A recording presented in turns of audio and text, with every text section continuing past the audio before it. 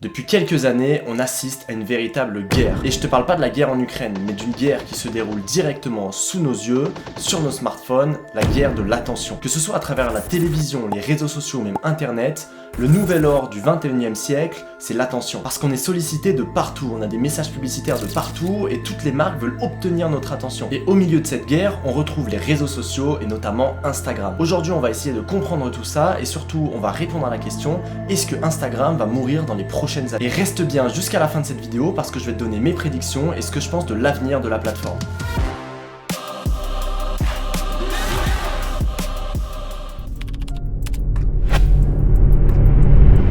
Il y a quelques années est apparu un nouveau réseau social avec un format de contenu qui était assez novateur pour l'époque, TikTok. TikTok est arrivé avec un contenu plus court, avec un contenu qui capte l'attention et qui retient les utilisateurs sur la plateforme. Et tout naturellement, les autres plateformes dont Instagram qui fait partie du groupe Meta, ou même YouTube qui fait partie du groupe Google, ou encore Snapchat, ont essayé de modéliser et ont essayé de recopier à leur sauce ce nouveau format de vidéos courtes qui attirait tant l'attention. Les plateformes ont eu de plus en plus de concurrence et donc se sont adaptées. C'est peut-être pour ça que tu as vu Instagram faire de nombreuses mises à jour cette dernière année en favorisant de plus en plus les Reels, donc les contenus vidéo assez courts, en les mettant en avant jusqu'à même faire un feed qu'ils ont retiré peu de temps après qui ressemblait à deux gouttes d'eau à celui de TikTok. Mais avant de comprendre si Instagram peut vraiment mourir, il faut qu'on comprenne l'univers des réseaux sociaux.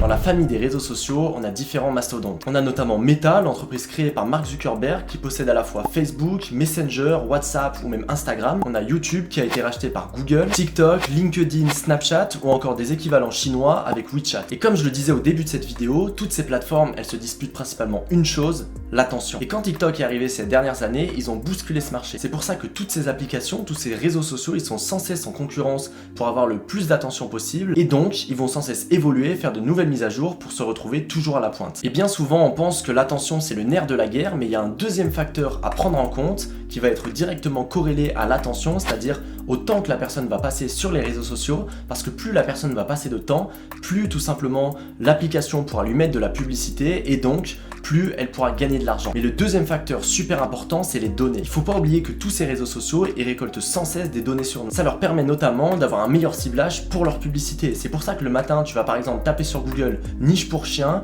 et que 2 heures après, tu vas aller sur YouTube et tu vas avoir une publicité pour des niches de chiens. Et ça, c'est qu'un seul exemple des données et ce qu'on peut en faire. Et au début de cette vidéo, je t'ai parlé de la nouvelle ruée vers l'or avec l'attention, mais on a aussi les données récupérées par ces réseaux sociaux qui valent très cher. Parce que des entreprises, elles sont prêtes à mettre beaucoup d'argent pour avoir accès à ces données. Je te prends un exemple. Imaginons une entreprise pharmaceutique sait que tu as une maladie, et ben elle va pouvoir te recibler et te vendre un médicament par rapport à ta maladie. Alors, est-ce que c'est éthique ou pas? C'est pas le sujet de cette vidéo et ça va dépendre de la façon dont les données sont utilisées, mais retiens juste que ces données valent extrêmement cher. Et en tant qu'entrepreneur, nous aussi, on se sert de ces plateformes pour récupérer des données. Par exemple, juste en dessous, quand tu vois une page de capture où il faut que tu rentres ton adresse email, ton numéro de téléphone, etc. pour accéder à un bonus, à un challenge ou à quelque chose de gratuit, nous, ça va nous permettre d'avoir un contact avec toi, de pouvoir te recontacter, de pouvoir te transformer en client peut-être par la suite. Donc comme on l'a vu, les entreprises elles se font la guerre pour avoir le maximum d'attention et pour récupérer le maximum de données, mais il y a un dernier facteur à prendre en compte qui selon moi est super important.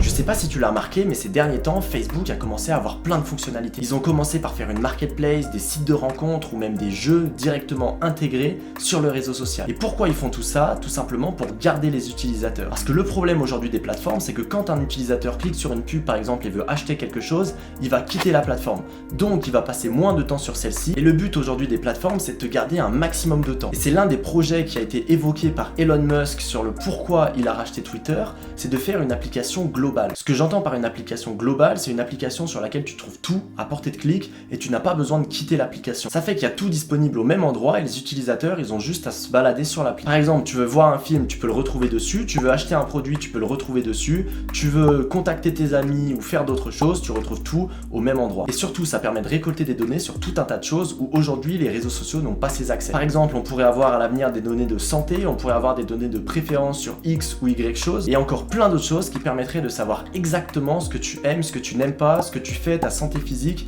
et les réseaux sociaux pourraient avoir accès à quasiment toutes les informations de toi, même des informations que toi-même tu ne sais pas. Et selon moi, le but d'Instagram, c'est de tendre un maximum vers ce modèle. Et comme tu l'as vu, on a eu différents onglets qui se sont ajoutés au fur et à mesure, notamment l'onglet Shopping où tu peux acheter directement sans quitter l'application, et encore d'autres choses qui sont en train d'être mises en place, avec par exemple des espèces de groupes de discussion qui ressemblent, de ce que j'ai compris, assez fortement à des groupes Telegram sur lesquels tu pourras échanger avec ta communauté, et encore plein d'autres choses. Toujours dans cette optique d'avoir une application sur laquelle le consommateur, le visiteur, n'a plus besoin de la quitter pour aller chercher ce qu'il veut.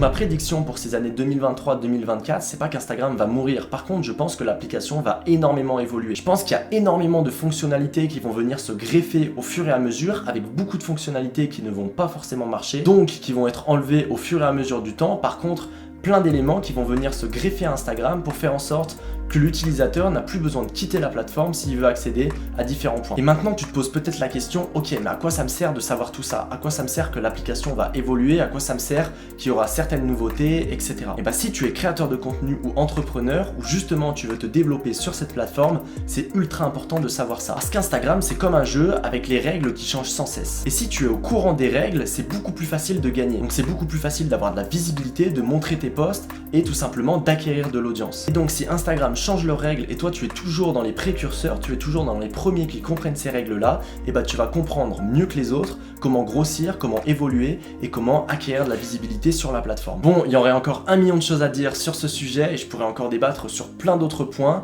Encore une fois, c'est que mon avis personnel, bien évidemment que je peux pas prédire ce que va devenir l'application Instagram parce que je ne travaille pas chez eux et j'ai pas encore de contact direct avec Mark Zuckerberg, peut-être un jour, mais en attendant ça reste mon avis personnel. Mais ce que vous devez retenir, c'est vraiment de vous adapter aux différentes nouveautés et j'espère que ça vous a donné un point de vue des différents réseaux sociaux, des enjeux vis-à-vis de ces réseaux sociaux là et surtout de l'avenir et le cap qu'ils veulent prendre, ce vers quoi ils tendent. Si la vidéo t'a plu, n'hésite pas à la liker directement et si tu as d'autres questions, n'hésite pas à me le mettre en commentaire.